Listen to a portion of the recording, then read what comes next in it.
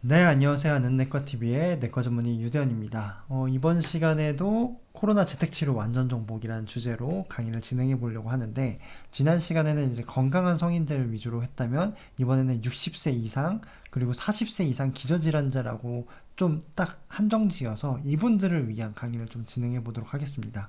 만약에 이분들이 검사의 필요성을 인지한다라고 했을 때 어떤 과정부터 무엇을 어떤 검사를 해야 되고 본인이 이제 확진되고 나서는 어떤 절차에 따라서 치료를 받고 격리 해제는 어떻게 되는지까지 쭉 살펴보도록 할게요.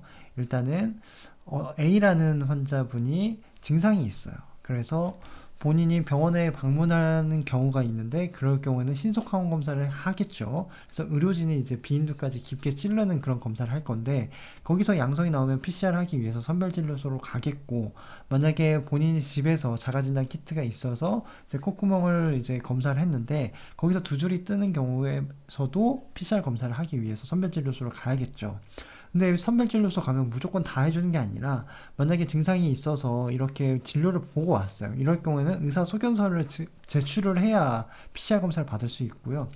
신속항원 검사를 받아가지고 집에서 양성이 났다 하면 그걸 사진 찍으면 안 되고 밀봉해서 가지고 와야 돼요.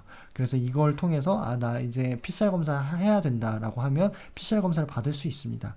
그러면 PCR 검사를 이제 밀접 접촉자 같은 분들은 이제 바뀐 지침에 의해서 가족 공동 격리를 하거나 이런 분들은 3일 이내에 받아야 되는데, 이럴 경우는 선별진료소에 문자, 나 이제 밀접 접촉자거나 공동 가족이다, 격리하는 가족이다 라고 했을 때는 문자를 보여주시면 된다라는 건데, 문자가 지금 확진자가 너무 많이 발생해서 늦게 올 수도 있어요. 그럴 경우에는 그냥 확진자분의 안내 문자를 일단 캡처한 다음에 이분이 나랑 같이 살고 있는 분이다 해서 등본이나 가족관계증명서를 보여주시면 받을 수 있다고 합니다. 그다음 선별진료소를 이제 방문을 하셔야겠죠. 그래서 선별진료소가 요즘 들어서 많이들 없어졌어요. 운영하던 곳도 시간을 단축시키고 주말에 열리는 곳도 별로 없고 이래서 허탕치시는 분들이 많을 것 같은데, 그런 분들을 대비해서 일단은 구글에다 선별진료소 혹은 다음이나 네이버에다가 선별진료소를 검색하시고, 그러면 각각 해당하는 위치에 제일 가까운 지역을 찾으셔서 거기서 운영하는 시간들을 알아보는 거예요. 그래서 현재 밀집도나 이런 것들을 얼마나 붐비는지를 알아볼 수도 있고요. 그래서 선별진료소를 방문해서 이런 문진표를 작성을 하시면 이제 확진 여부가 다음날 발표가 됩니다. 그래서 이렇게 문자가 통보가 되면 여기에서 이런 자세한 내용이 이제 문자 메시지로 전달이 되는데, 그 문자 메시지를 통해서 이제 자기 개입식 조사서를 이제 작성을 하게 됩니다. 그렇게 되면 뭐 인적사항이나 본인의 증상, 기저질환, 나이 이런 것들이 기입이 되겠죠. 그리고 재택치료를 할 때 같이 살고 있는 사람들이 누구인지, 동거 가족들도 다 같이 이제 입력을 해야 되고, 이제 병상 배정을 받겠죠. 재택 치료를 해야 될지, 입원을 하셔야 될지, 생활치료센터로 이동하셔야 될지, 이런 것들을 이제 정하게 되는데, 이런 것들은 이 자기기입식 조사서, 아까 어플리케이션으로 통해서 기입했던 그 내용을 바탕으로 하게 되는데, 이런 분들, 이렇게 뭐 예를 들어서 고시원 쉐어스나 노숙자분들 같은 경우는 이런 분들은 사실 현재 공동격리를 그러니까 자가격리를 하게 될 경우에서는 이런 뭐 공동 뭐 화장실이라든지 아니면 뭐 세탁실이라든지 이런 것들을 공유하셔야 되니까, 이런 분들은 감염 취약 주거시설이라고 해서 생활치료센터를 보통 가게 되시고, 만약에 70세 이상이다거나 기저질환이 많다거나 이런 분들은 재택치료가 어렵기 때문에 사실상 입원을 권유하는 경우가 많죠. 그 외에 증상이 지속된다거나 구체적으로 뭐 이런 기저질환들, 그리고 약물로도 조절되지 않는 당뇨, 호흡곤란, 의식장애 이런 심각한 증상들이 있는 분들은 바로 입원을 해야겠죠. 누가 봐도 딱. 그래서 이런 것들을 잘 정리를 해보면 일단 원칙은 다 재택치료예요. 근데 증상이 심하거나 기저질환 많거나 70세 이상 면역저하자들은 입원하셔야 되고, 공동 거주시설에 계시는 고시원이나 아니면 뭐 쉐어하우스나 이런 공간에서 사시는 분들은 생활치료센터로 이동하셔야 된다는 거죠. 근데 이런 경우가 사실 아까 말씀드린 여러 가지 증상, 기저질환, 뭐 그렇다고 해서 70세 이상인데 증상이 아무것도 없어요. 그럼 그런 노인분들을 무작정 다 입원시키면 병원이 남아돌지는 않겠죠. 안 그래도 병상이 부족할 수 있는데, 그런 경우는 이제 의사의 판단 하에 의료진이 개입을 해서, 아, 이분은 70세 이상이지만 지금 증상이 뚜렷하지 않고 기저질환도 많지도 않고 드시는 약도 별로 없다라고 한다면 재택치료가 가능하다라고 정할 수 있습니다.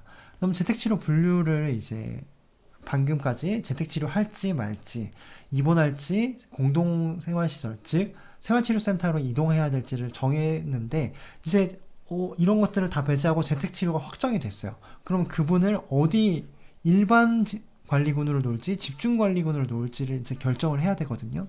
그래서 집중관리군과 일반 관리군의 가장 큰 차이는 뭐냐면, 재택치료를 이제 누가 개입해서 하루에 2번씩 모니터링을 해주는 사람이 있냐 없냐거든요. 일반 관리군은 그냥 본인이 알아서 증상이 있으면 요청을 해야 돼요. 도와달라고. 근데 집중관리군은 알아서 나라에서 이 환자를 다 모니터링하고 체크하고 문제가 생기면 다 병원까지 알아봐주고 그렇게 한다는 거죠. 그러면 이 기준이 뭐냐? 집중관리군은 누구나 다 들고 싶은데 집중관리군은 어느 분이 속하냐라고 했을 때는 60세 이상이어야 되고 40세 이상의 기저질환자나 면역저하자 이런 분들은 이제 집중관리군으로 해당이 된다고 하고, 집중관리군은 팍스로비드 처방이 가능해요. 그래서 팍스로비드 처방이 가능하다는 점이 일반 관리군과 다르다는 점이고, 그러면 일상생활을 어떻게 하느냐? 이제 일상생활을 하는 데 있어서 건강관리도 중요하겠죠. 그래서 해열제, 체온계, 자가 검사 키트, 이 키트 같은 경우는 같이 동거하는 가족들을 쓰라고 하는 거고요.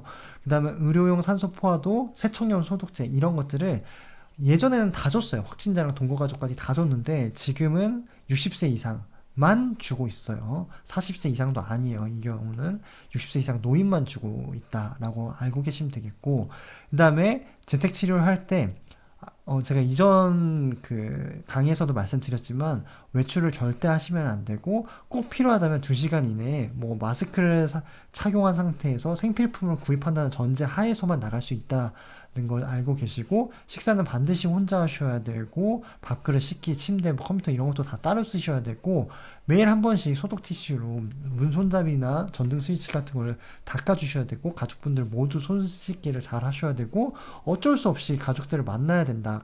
방에 나올 때는 KF94 마스크를 얼굴에 밀착한 상태로 나오셔야 된다는 게 주의해야 될 점이고, 이제 격리 기간 동안 본인이 쓰레기에 자꾸 쌓여서 스트레스 받는다 해서 막 마음대로 쓰레기 버리러 나가고 쓰레기 밖에다 내놓고 이러면 그 쓰레기에서 바이러스가 살아있을 수 있어요.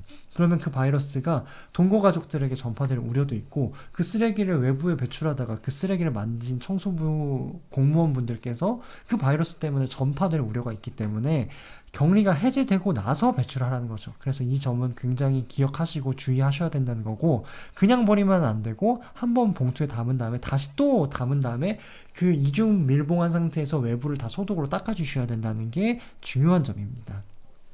그리고 세탁할 때도 다른 가족의 세탁물과 섞이면 안 되고, 바이러스가 살아있을 수 있기 때문에 그냥 이렇게 분무기로 뿌리기만 하면 안 돼요. 소독제를 뿌린 다음에 천으로 다 이렇게 닦아주셔야 된다는 게 중요하고, 환기도 주기적으로 통풍이 될 수 있도록 하셔야 된다는 거 기억하시면 좋겠습니다. 그럼 재택치료를 받고자 할 때는 집중관리군 같은 경우에서는 이제 건강 모니터링을 하루에 2번 정도 체크를 해주거든요. 그래서 여기 보면 재택치료 추진단이라는 게 있고 건강관리반이라는 게 있어요. 추진단은 이제 공무원분들, 보건소 직원분들이시고, 건강관리단이라는 거는 이제 의료진들을 뜻하는 거거든요. 여기 보시면 이제 의료진이 하루에 2번 이제 모니터링을 하게 되고요.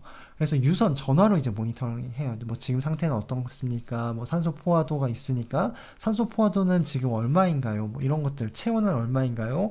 뭐 이런 것도 환자의 목소리를 들으면서 하루에 오전, 오후 나눠서 한다는 거죠. 그런 걸 통해서 이제 진료를 받았어요. 그러면 환자가 모바일 앱을 통해서 로그인을 이런 식으로 하게 되고, 본인이 건강정보 기록을 이제 다 써주셔야 돼요. 내가 오늘은 이런 점이 아팠고 이런 점이 아팠다.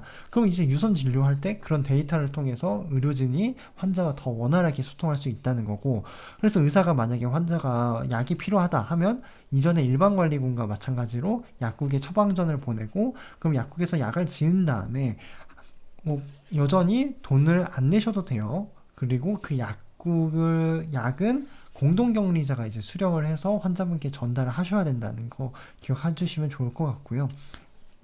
만약에 집중관리군도 뭔가 본인이 혈액 검사 받아야 되고 엑스레이까지 찍어야 될 정도로 상태가 좋지 않아요.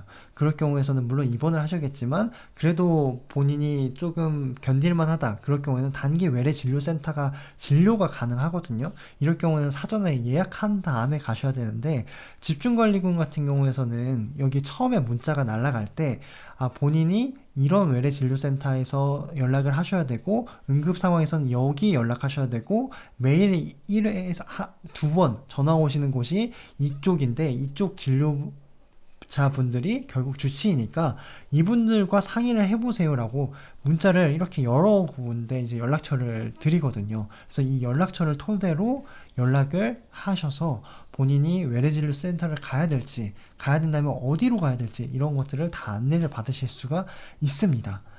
그리고 외래진료센터를 가셔서 뭐 필요하다면 수액치료나 검사, 엑스레이, 피검사 이런 것들을 하실 수 있다는 거 기억해 주시면 좋을 것 같고, 이동할 때는 그냥 본인이 대중교통 타고 당당하게 가시면 안 되고 개인 차량을 통해서 이동을 하시고, 필요하다면 이렇게 방역 차량, 방역 택시 같은 경우는 지자체별로 마련이 돼 있으니까 아까 이제 담당 보건소 직원분이 있다고 말씀드렸잖아요. 그 분께 이런 부분들은 상담을 하시는 게 좋을 것 같습니다. 그리고 만약에 응급 상황이 펼쳐졌다. 응급 상황이 펼쳐지면 만약에 본인이 막 너무 숨이 차고 기력도 없고 쓰러지고 옆에서 다른 동료 가족이 봤을 때 저희 어머니 아버지 뭔가 조치가 지금 빨리 필요할 것 같아요 라고 한다면 아까 말씀드렸잖아요. 일단은 집중관리군은 담당하는 보건소 직원분이 계시고 담당 의료진이 계세요. 각각 한 분씩 계시거든요.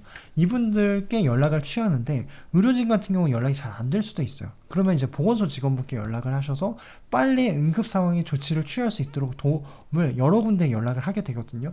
그러면 지금 어디 병원이 비어 있습니다. 이쪽으로 가시면 됩니다 하고 그게 컨펌이 되면 그러면 119에도 연락을 해서 119 구급차도 알아봐야 되잖아요. 어떤 이동 동선을 타야 될 수단도 그런 것들이 다 이루어진다는 거죠. 빨리 속도전으로. 그래서 어떤 상황에서 전원이 필요한지를 이제 구체적으로 가져왔는데 숨이 가쁘다거나 해열제로도 조절되지 않는 38도 이상의 발열이 있다거나 약물 사용에도 당뇨가 조절이 안 돼요. 감염병이 이 시기에는 혈당이 올라가거든요. 이제 몸에서 계속해서 염증 반응이 일어나다 보니까 그러면서 이제 흉통, 이제 코로나 감염 자체가 뭐 심근염이나 심낭염 같은 것들을 유발할 수도 있고 굉장히 혈전을 형성하게끔 유발하기 때문에 심근경색 같은 것들이 발생할 수도 있단 말이에요. 그럴 경우에서 이런 증상들이 빨리 조치가 돼야 된다는 거고 정말 응급 상황, 초응급 상황이다라고 하는 경우는 계속 가슴이 아픈 거예요. 가슴이 막 1시간째 너무 아프고 쥐어 짜듯이 정말 못 살겠는 그런 경우는 응급 상황이라는 거고, 아니면 정말 뭐 진압력, 뭐 지금 어디고 내가 이름이 뭐고 이 사람이 누구인지 여긴 어딘지 못 알아볼 정도로 환자분께서 뭐 정말 헛소리하는 경우, 이런 경우 혹은 깨워도 계속해서 일어나질 않아요. 이런 부분들. 그리고 굉장히 파랗게 변해. 이럴 경우는 산소포화도 옆에 있을 거예요. 그러면 그 재택치료 그 키트를 꺼내서 얼른 산소포화도를 체크해서 119에 연락을 하세요. 119. 무엇보다 가장 빠르거든요. 119에서 오시면 바로 응급조치를 취해 주실 거고, 만약에 그게 아니라면 일단은 여기 추진단에 연락을 하는데, 이게 보건소 직원분들 혹은 이제 의료기관, 이제 담당 의료진한테 연락을 하고 여기에서 이런 식으로 다 도움을 요청을 해요. 그래서 쭈쭈 내려가서 119가 이제 오셔서 이제 응급실로 모시고 가는 이런 시스템이 이루어집니다. 그래서 다행히 재택치료 기간 동안에 문제가 없어서 회복이 되셨어요. 그러면 이제 해제가 되는데, 일반관리군 같은 경우는 그냥 알아서 그냥 7일차 24시에 해제가 되는데, 우리 집중관리군 같은 경우에서는 이런 무증상 상태는 아니겠죠. 뭐 무증상 상태도 있을 수 있겠죠. 그런데 가능성은 적지만 뭐 증상이 호전되는지 안 되는지를 의사가 직접 판단을 해야 된다는 거죠. 그래서 의사가 건강 상태를 체크하고 재택치료 해제가 될지 이런 것들을 결정하셔서 이제 해제를 이제 최종적으로 해제 절차가 이루어지는 거고, 만약에 애매해요. 해제 판단이 어려운 경우가 있어요. 이런 경우에서는 이게 후유증인 건지 아니면 증상이 남아 있는 건지 가늠이 안 될 때가 있거든요. 그럴 경우에는 검사 기반의 기준을 적용을 해서 PCR을 뭐 주차를 해가지고 음성이 나온다든지, 아니면 뭐 재택치료 기간을 연장해서 조금 더 경과를 지켜본다든지, 이런 것들을 이제 의료진이 결정할 수 있다는 거고, 만약에 다행스럽게도 격리가 해제가 됐어요. 그럴 경우에서는 이제 3일간의 특별 주의 기간이 있다고 말씀드렸죠. 그래서 감염 위험도가 높은 다중이용시설, 뭐 요양병원이나 요양시설 뭐 이런 데를 방문하시는 것은 자제해 주시고, 사적 모임도 자제해 달라. 그리고 마스크는 KF94로 얼굴에 꽉 밀접해서 착용을 해라. 밀착해서 착용해라 라고 되어 있고, 치료가 끝나면 이제 이렇게 육아 휴급비나 생활 지원비를 신청할 수 있거든요. 둘 중에 하나만 가능하고, 이렇게 내야 될 서류가 많아요. 유급 휴가비는 하루에 최대 7만 3천 원까지 나오고, 생활 지원비는 14일 기준으로 예전에는 했었거든요. 그 경우에는 48만 8천 원까지 지원을 됐고, 여기 보면 현재는 7일로 줄어들었기 때문에 이거보다는 낮아질 거예요. 이거보다는 더 가격이 내려갈 거고, 제출 서류는 아까 유급휴가비 지원비보다는 좀 간소화됐다. 그리고 신청은 3개월 이내에 해야 된다는 게 꼭 기억하실 부분이겠습니다. 그래서 지금까지 이제 집중관리군 환자분들에 대한 재택치료, 처음 진단부터 이제 지원금 신청하는 것까지 다 알아보았고, 정말 세세하고 디테일한 부분은 이제 아까 이제 담당 보건소 직원분이 다 이렇게 매칭이 된다고 말씀드렸잖아요. 그분께 연락을 하셔서 좀 세세하게 여쭤보시면 좋을 것 같고, 저는 전반적인 흐름을 말씀드렸고, 집중관리군 환자분들께서 이 영상을 보고 계시다면 정말 재택치료 하시느라 고생이 많으세요. 그래서 그럼에도 불구하고 이 재택치료 기간 동안 모든 환자들이 다 병원에 갈 수는 없거든요. 그리고 병원 내 감염의 위험성도 있기 때문에 재택치료 기간 동안 현명하게 본인의 상태를 잘 주시하셔서, 문제가 생긴다면 바로 보건소 직원 혹은 담당 의료진께 연락을 취하셔서 조치를 받으셨으면 좋겠습니다. 무쪼록 큰 탈 없이 안전하게, 그리고 합병증 없이 깨끗하게 나으시기를 멀리서나마 간절하게 기원하겠습니다. 지금까지 영상 시청해 주셔서 감사합니다.